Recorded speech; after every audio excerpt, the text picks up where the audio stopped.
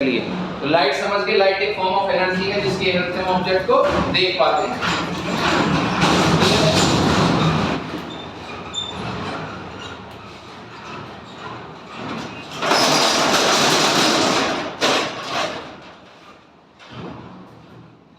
Light क्या है? एक फॉर्म ऑफ एनर्जी है जिसकी वजह से हम ऑब्जेक्ट को देख पाते हैं। लाइट का किसी सरफेस से टकरा के वापस लौटना रिफ्लेक्शन, किसी सरफेस से टकरा के वापस लौटना। तो बच्चों एक तो लाइट है और एक सरफेस है। लाइट जाती है उस सरफेस से टकराती है और वापस आती है। तो ये जो सरफेस है ये कितने तरह का बताया गया हमारे टेक्स्ट बुक में? Smooth and polish.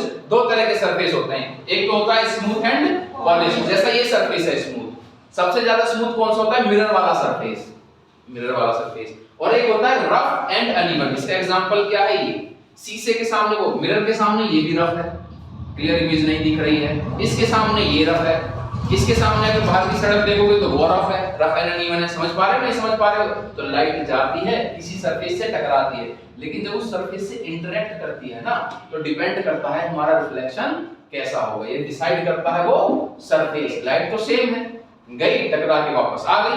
अब रिफ्लेक्शन कितने तरह का? दो तरह के रिफ्लेक्शन बताएंगे, रेगुलर और इरेगुलर। तो ये डिसाइड कौन कर रहा है? लाइट नहीं कर रही, लाइट तो गई और टकरा के आ गई। ये सरफेस डिटरमाइन कर रहा है कि रेगुलर रिफ्लेक्शन होगा या इरेगुलर रिफ्लेक्शन होगा। अगर सरफेस आपका स्मूथ एंड पॉलिश्ड है तो लाइट जाएगी और टकरा के वापस आ जाएगी। इसको कैसे बोलते हैं? If light strikes on smooth and polished surface, अगर लाइट किसी स्मूथ और पॉलिश्ड सरफेस से टकराती है तो तब जो रिफ्लेक्शन होता है उसको बोलते हैं रेगुलर। लेकिन इसमें आपको एक पॉइंट ऐड करना पड़ेगा कि स्मूथ एंड पॉलिश्ड सरफेस से टकराने के बाद लाइट आएगी तो पैरेलल।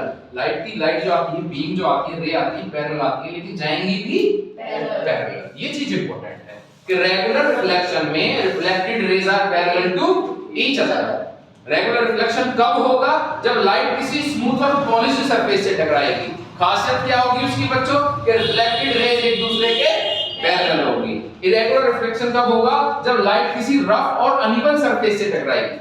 रफ और अनइवन सरफेस से टकराएगी तब हमारा इरेगुलर रिफ्लेक्शन या डिफ्यूज रिफ्लेक्शन होगा। इसकी खासियत क्या है? कि रिफ्लेक्टेड रेज एक दूसरे के पैरेलल नहीं होती है। रिफ्लेक्टेड रेज एक दूसरे के पैरेलल नहीं होती, ऐसे आड़ी तिरछी चली जाती हैं। आएंगी तो पैरेलल, आएंगी पैरेलल, लेकिन आड़ी तिरछी चली जाएंगी। क्लियर है बच्चों?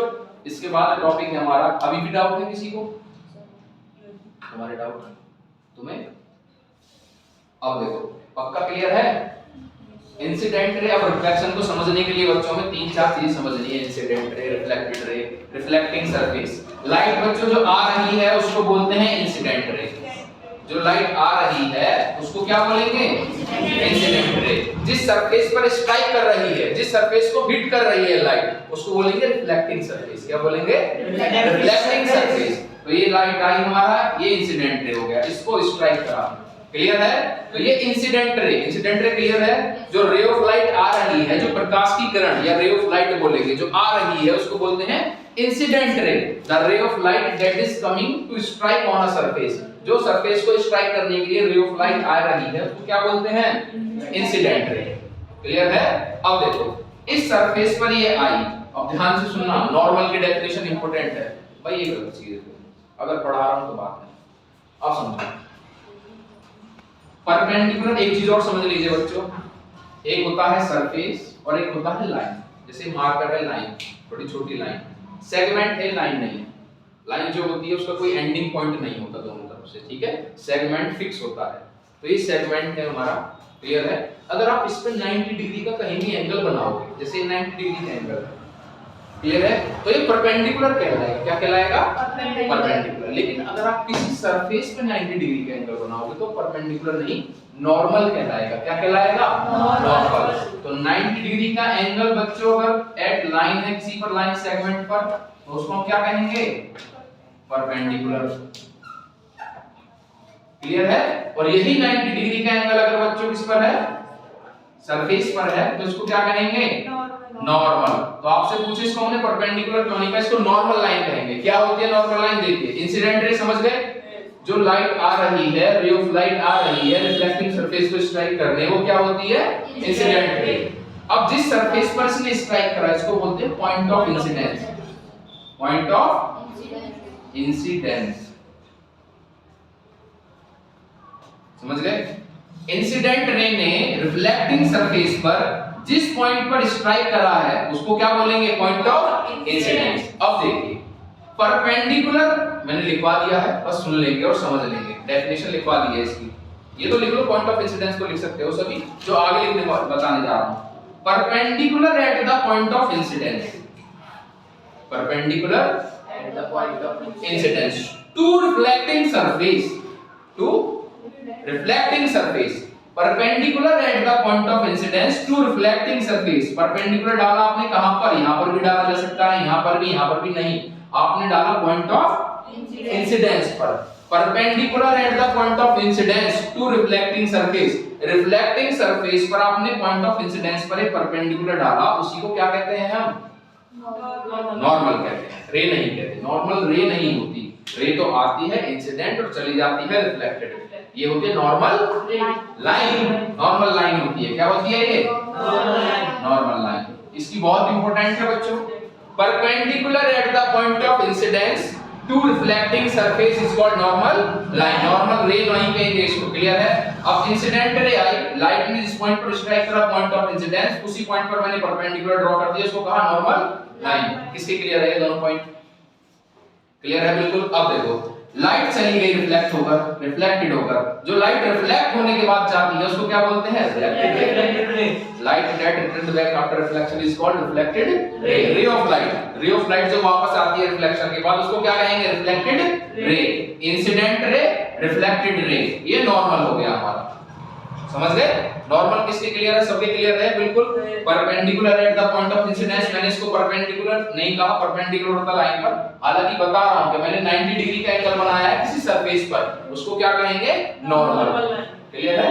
अब देखो बच्चों, ये हो गया हमारा टर्मिनोलॉजी हो गया। एक चीज और समझ लीजिए, इंसिडेंट रे नॉर्मल के साथ जो एंगल बना रही है, angle of incidence, reflected ray angle of इसके साथ, नॉर्मल के साथ जो एंगल बना रही है, एंगल ऑफ रिफ्लेक्शन।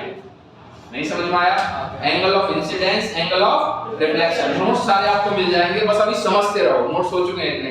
तो incident ray, normal, reflected ray, reflecting surface, point of incidence, angle of incidence, angle of reflection, ये क्लियर है? ये सारी चीजें हैं जिनकी हेल्प से हमने रिफ्लेक्शन को समझा, या रिफ्लेक्शन में ये बार-बार आएंगी, बार-बार आएंगी, किसी ना किसी रूप में ये बार-बार आती रहेंगी, ठीक है? जब आप रिफ्लेक्शन जब तक पढ़ते रहोगे, जब तक ये चीजें आती रहेंगी, तो रिफ्लेक्शन को टोटली स्टडी करने के लिए आपको इन सब की जानकारी होना बहुत जरूरी है। भाई रिफ्लेक्शन क्या है? केवल ये नहीं है कि लाइट आई और सरफेस से टकरा के वापस चली गई, केवल ये रिफ्लेक्शन नहीं है। लाइट आती है, किस एंगल पर आ रही है, किस एंगल से जा रही है, समझ रहे हो नहीं समझ रहे हो? जिस पॉइंट पर टकराई उसको नॉर्मल कहेंगे। बहुत सारी चीजें हैं रिफ्लेक्शन के अंदर, समझ रहे हो बच्चों? तो एंगल ऑफ इंसिडेंस हो गया। अब देखते हैं लॉज ऑफ रिफ्लेक्शन। जब लाइट किसी सरफेस से टकराती है तो वापस चली जाती है, इसको कहा मैंने रिफ्लेक्शन। दो तरह का होता है, रेगुलर और इरेगुलर। रेगुलर की क्या पहचान है? एक तो रिफ्लेक्टेड रेज पैरेलल होती है, लेकिन रेगुलर रिफ्लेक्शन होता कब है? अगर स्मूथ और पॉलिश्ड सरफेस पर टकराएगी तो रेगुलर रिफ्लेक्शन होगा। और उसमें क्या खासियत होगी रेगुलर रिफ्लेक्शन की? कि reflected rays are parallel to each other. लेकिन अगर रफ और अनइवन सरफेस से टकरा के लाइट वापस जाती है तो इरेगुलर रिफ्लेक्शन होता है। कैसा रिफ्लेक्शन होता है? इरेगुलर रिफ्लेक्शन होता है। उसमें क्या होता है बच्चों? रिफ्लेक्टेड रे एक दूसरे के पैरेलल नहीं होती है, क्लियर है? तो रिफ्लेक्शन क्या है? लाइट का टकरा के वापस चले जाना। अब जब लाइट किसी सरफेस से टकरा के वापस जाती है तो कुछ पैटर्न फॉलो करती है, उनको बोलते हैं लॉज ऑफ रिफ्लेक्शन। क्या बोलते हैं? लॉज। कुछ पैटर्न बार-बार देखे गए, बार-बार देखे गए। लाइट आई, किसी सरफेस से टकराई और चली गई, तो एक चीज देखी गई, कुछ पैटर्न्स हैं जो लाइट बार-बार फॉलो कर रही है, तो वो क्या है? Laws of reflection. उन्हीं को बोलते हैं हम लॉज ऑफ रिफ्लेक्शन। पहला बहुत आसान है बच्चों, लॉज ऑफ रिफ्लेक्शन। पहला पैटर्न क्या है बच्चों? लाइट आई, इंसिडेंट रे, जिस पॉइंट पर उसने स्ट्राइक करा है उसको बोलते हैं पॉइंट ऑफ इंसिडेंस। इसी पॉइंट पर मैंने नॉर्मल बना दिया, ठीक है? रिफ्लेक्टेड राइट चली गई। क्लियर है? यहां तक नहीं क्लियर है?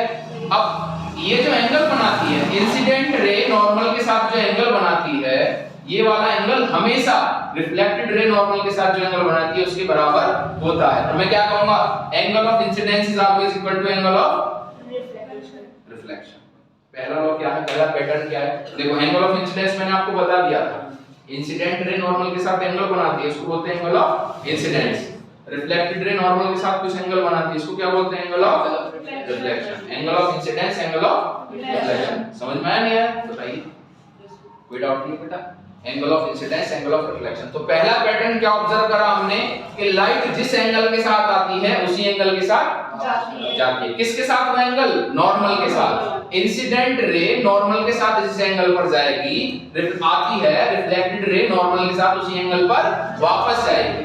क्लियर है? इंसिडेंट रे नॉर्मल के साथ जिस एंगल पर आ रही है, रिफ्लेक्टेड रे नॉर्मल के साथ उसी एंगल पर जा रही है। इसी को कहेंगे फर्स्ट लॉ ऑफ रिफ्लेक्शन। ये क्या है? First law. एंगल आई जो होता है, नींद आ रही है विनीता? पानी पी लो, जमाई आ गई ज्यादा। हां, और किसको नींद आ रही है? रुक जाओ बेटा, थोड़ी देर बाहर रहो अभी। नमस्ते, सामने खड़े हो जाओ। 6 बजे बुलाया था, 5:20 पे आ गए, 5:40 पे। सामने खड़े हो जाओ अभी। लॉज ऑफ रिफ्लेक्शन, पहला लॉ समझ में आ गया? पहला लॉ क्या कहता है बच्चों? Angle of incidence is always equal to angle of reflection. किसकी क्लियर नहीं है? सच बताओ, ये वाला लॉ जल्दी बताओ। क्लियर है तुम्हारे? तुम्हारे पक्का क्लियर है? तुम्हारे क्लियर है? ठीक है। सेकंड लॉ इससे ज्यादा टफ है। सेकंड लॉ थोड़ा टफ है, वास्तव में टफ है। उसको समझाना इतना आसान नहीं है। अगर उसको वैसे दिखाओगे पिक्टोरियल रिप्रेजेंट या किसी 3D पिक्चर टाइप में तो जल्दी समझ जाओगे। वैसे मैं कोशिश करूंगा आपको समझाने की, ठीक है? देखिए बच्चों, x एक्सिस और y एक्सिस सुने हैं आपने? x एक्सिस और y एक्सिस ये जो होता है, देखो अगर आपको इसका एग्जांपल देना है तो एक एग्जांपल ये बोर्ड है, मान लिया ये x एक्सिस है, ये y एक्सिस है। तो x एक्सिस और y एक्सिस से जो सरफेस बन रहा है इसको बोलते हैं प्लेन, xy प्लेन। क्या बोलेंगे? x और y के द्वारा जो प्लेन बनाया गया उसको बोलेंगे xy प्लेन। क्लियर है? जैसे ये हो गया एक प्लेन, अगर ये छोटा सा x एक्सिस है, छोटा सा y है, तो ये भी एक xy प्लेन हो गया। क्लियर है? जब लाइट आती है तो जिस सरफेस को स्ट्राइक करती है उसको बोलते हैं रिफ्लेक्टिंग सरफेस। क्या बोलते हैं? रिफ्लेक्टिंग सरफेस बोलते हैं। क्लियर है?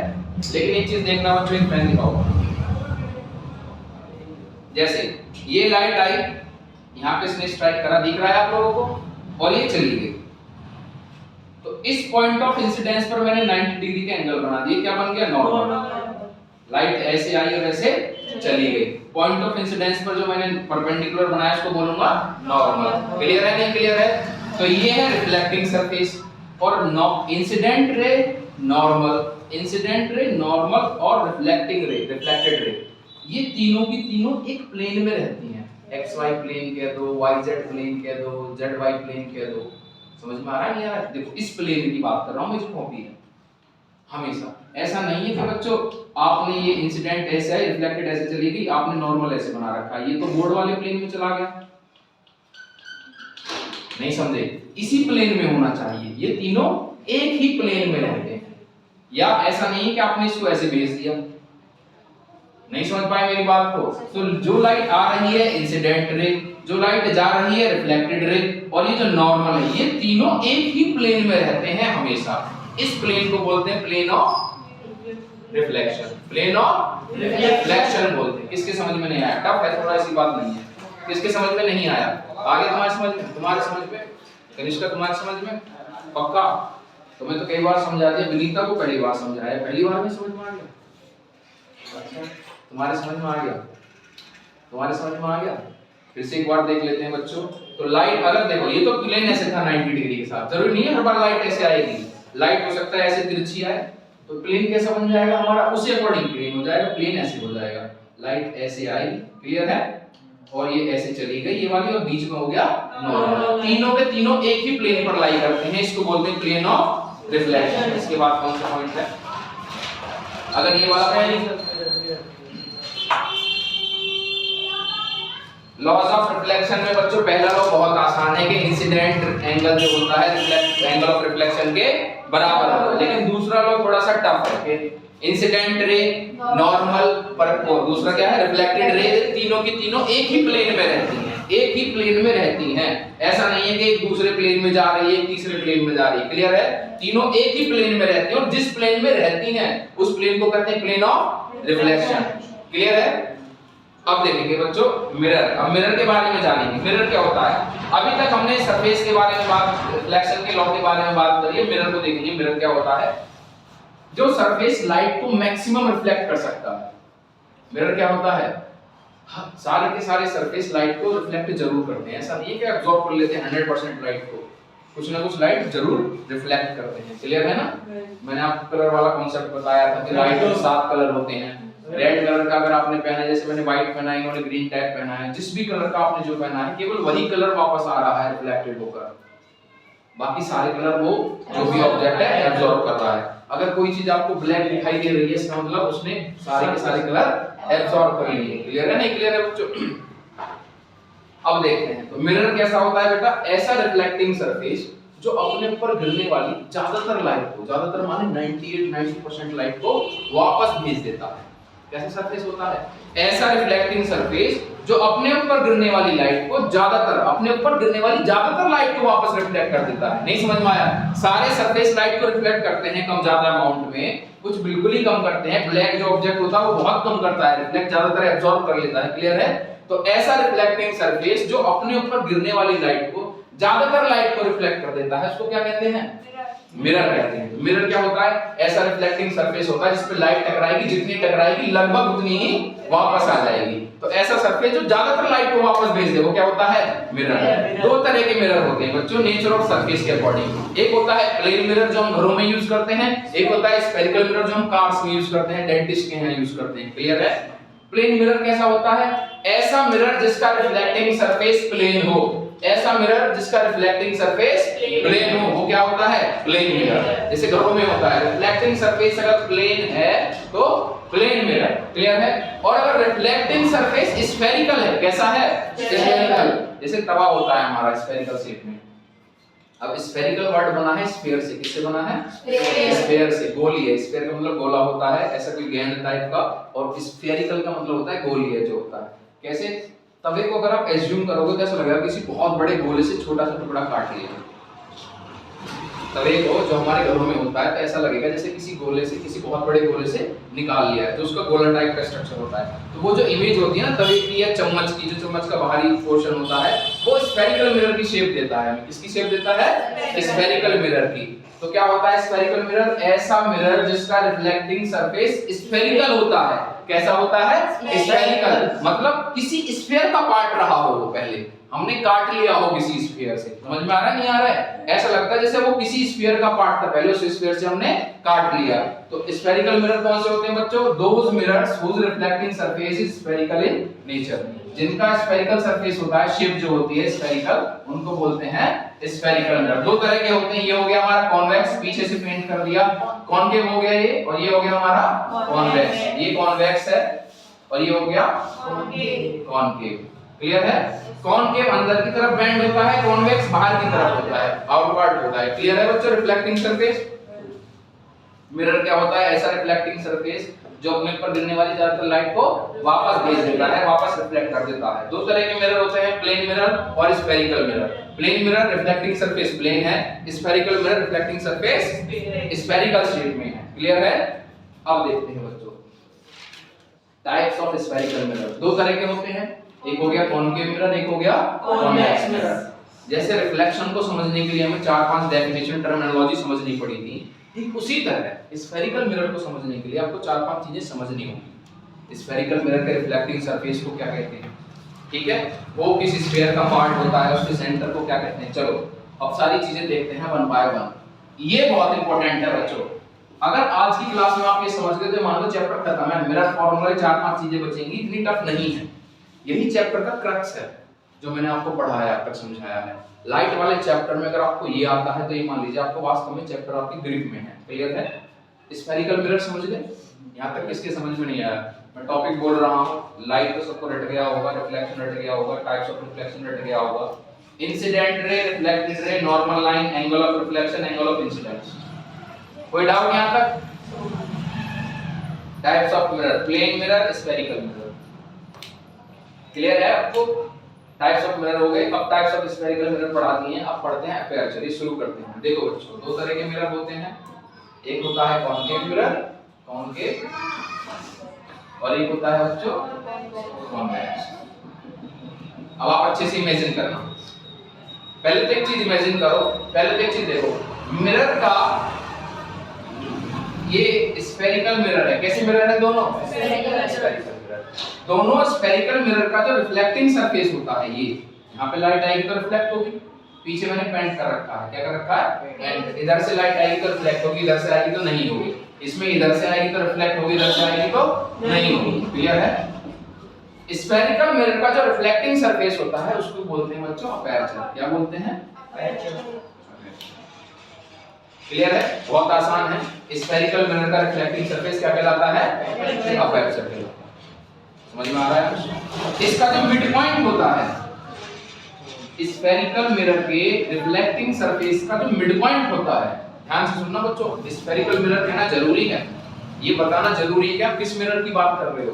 किसके रिफ्लेक्टिंग सरफेस का मिड पॉइंट? स्फेरिकल मिरर के। प्लेन मिरर और स्फेरिकल मिरर अलग चीजें हैं।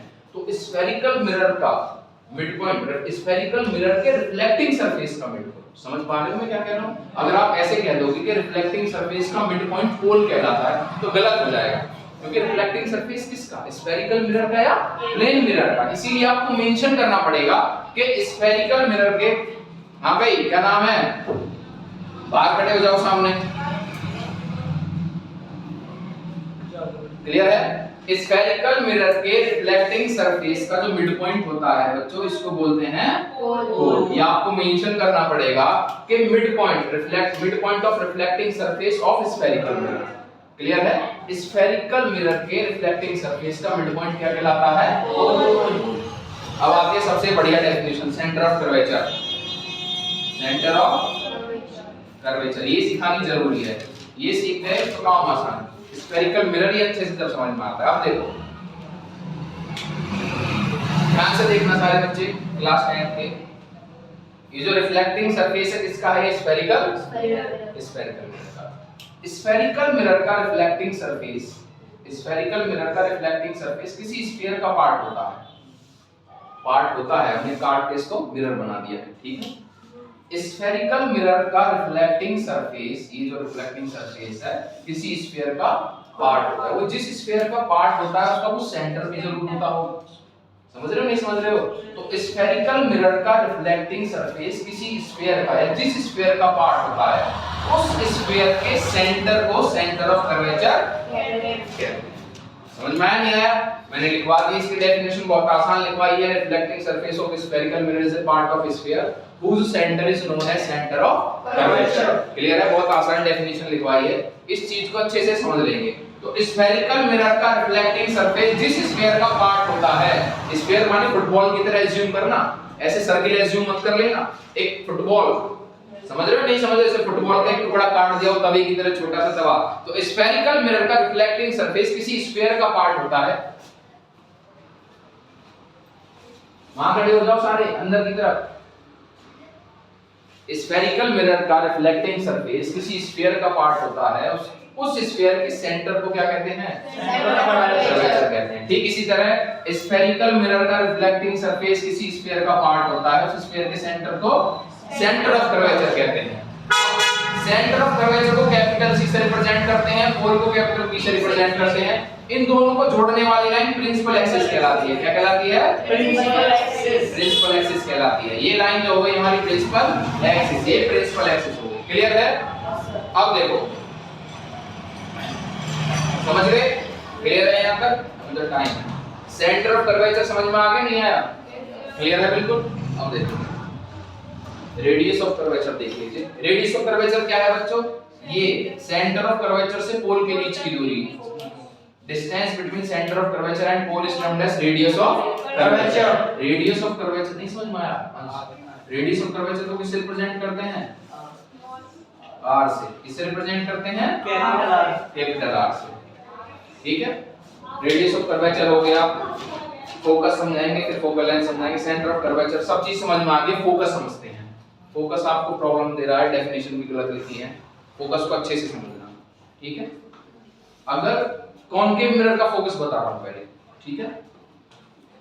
कॉनकेव मिरर में अगर प्रिंसिपल एक्सिस के पैरेलल किसको समझ में आता है? जैसे रेल की पटरी होती है ना, पैरेलल लाइन अगर आप कह रहे हो, उसका मतलब होता है कि उन दोनों के बीच 0 डिग्री का एंगल है, वो कभी नहीं मिलेंगी। अगर किसी लाइन के बीच में हल्का सा भी एंगल बन गया ना, तो वो आगे जाके बिल्कुल कहीं ना कहीं इंटरसेक्ट कर जाएंगी। पैरेलल लाइन कभी इंटरसेक्ट नहीं करती हैं, पैरेलल लाइन कभी इंटरसेक्ट नहीं करती हैं। तो अगर आप प्रिंसिपल एक्सिस के साथ पैरेलल लाइन आ रही है, प्रिंसिपल एक्सिस के साथ पैरेलल लाइन आ रही है, तो रिफ्लेक्ट होने के बाद वो प्रिंसिपल एक्सिस पर जाकर एक पॉइंट पर मिलती है। सुना आपने ध्यान से?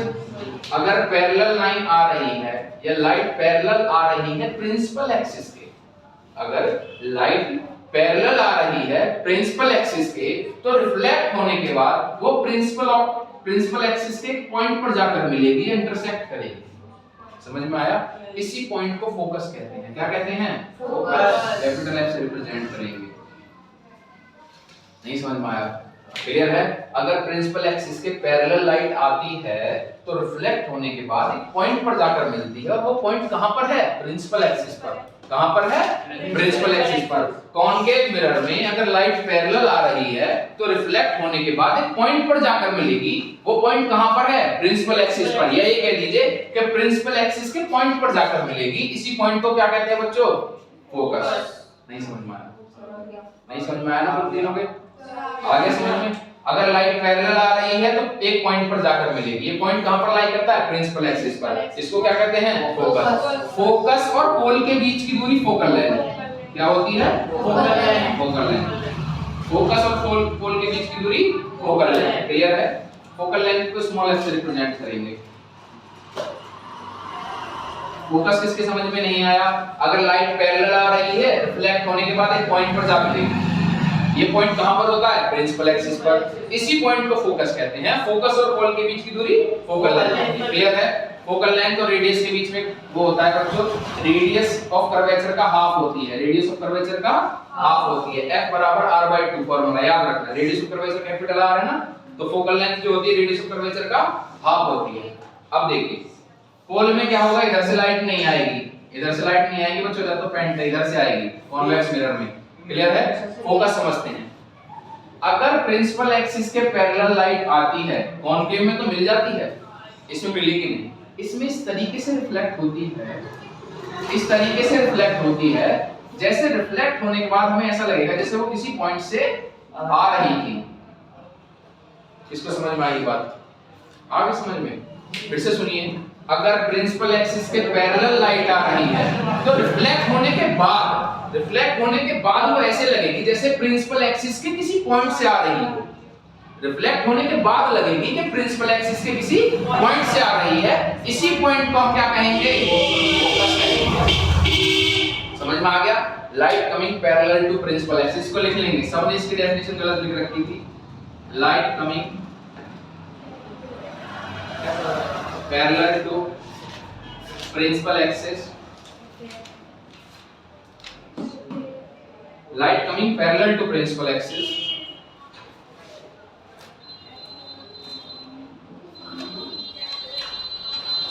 appear to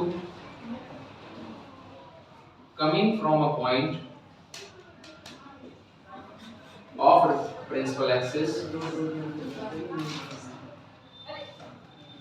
after reflection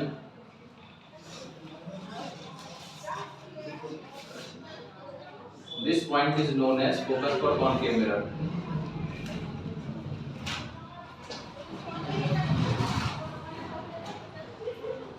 convex, concave नहीं, कॉन्वेक्स मिरर। ऐसे समझेंगे। अगर पैरेलल लाइट आती है तो रिफ्लेक्ट होने के बाद लिख लेना, इनकी गलत थी, उन बच्चों की गलत थी, इसको लिख लेना। तुम भी लिख लो इसको दोबारा। कॉन्वेक्स मिरर में अगर प्रिंसिपल एक्सिस के पैरेलल लाइट आती है तो रिफ्लेक्ट होने के बाद ऐसा लगता है, रिफ्लेक्ट होने के बाद ऐसा लगेगा आपको कि वो प्रिंसिपल एक्सिस से किसी पॉइंट से आ रही थी। यहाँ पर तो प्रिंसिपल एक्सिस पर जाकर मिल गई, और यहाँ पर क्या लगेगा? जैसे प्रिंसिपल एक्सिस के पॉइंट से आ रही थी। इसी पॉइंट को हम फोकस कहते हैं। क्लियर है? Light coming parallel to principal axis appear to coming from a point of principal axis, आती हुई दिखाई देती है प्रिंसिपल एक्सिस के पॉइंट से after reflection. This point is known as focus for convex mirror. Appear होती है बच्चों, वास्तव में नहीं आती है, बस दिखाई देती है। समझे नहीं समझे? Appear लिखा है, आती नहीं है। ऐसा लगता है हमें जैसे किसी पॉइंट से आ रही है। इसी पॉइंट को बच्चों हम फोकस कहते हैं कॉन्वेक्स मिरर के लिए। तुम लोग लिख लो, इसको डेफिनेशन गलत लिख रखी है बच्चों ने।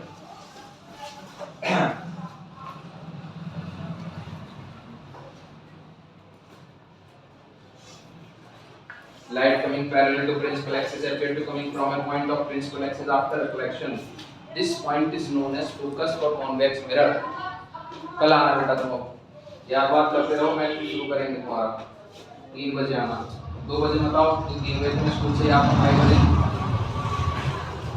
3 बजे आना, 3 से 4 का टाइम मिलेगा तुम्हें मैथमेटिक्स। ये ना ऐसा लिखो तो focus of convex mirror, focus of convex mirror लिख दो या फोकस फॉर कॉन्वेक्स मिरर, कुछ भी लिख दो, ऑफ या फॉर, यहाँ पे कोई गड़बड़ नहीं है। दिस पॉइंट नमस्ते, focus of convex mirror clear है?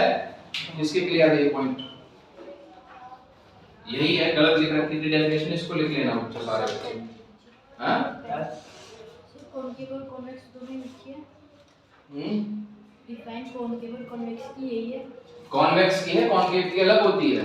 सर कॉन्वेक्स की बात है, कॉन्वेक्स की तो लिखवाई है सर कॉन्वेक्स इस पे अपेयर की जगह मीट लिख ले, जैसे यहां पे देखो कॉनकेव में ऐसा नहीं है, light coming parallel to principal axis, ये अलग हो जाएगी पूरी, इसकी डेफिनेशन ये कॉनकेव मिरर की है।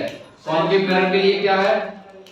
Light coming parallel to principal axis meet at a point after reflection, meet at a point after reflection, meet at a point of principal axis लिख लो, ऑन की बजाय ऑफ कर लेना, meet at a point of principal axis after reflection. दोबारा बोलना, light coming parallel to principal axis meet at point after reflection, meet at a point after मत लिखो, meet at a point of principal axis लिखो बच्चों। Light coming parallel to principal axis, concave mirror, concave की है ये, concave की, light coming parallel to principal axis, light coming parallel to principal axis, meet at a point of principal axis after reflection, this point is known as concave. Focus for concave mirror, focus of concave mirror clear है? अभी 6 बजे हैं, रुक जाइए।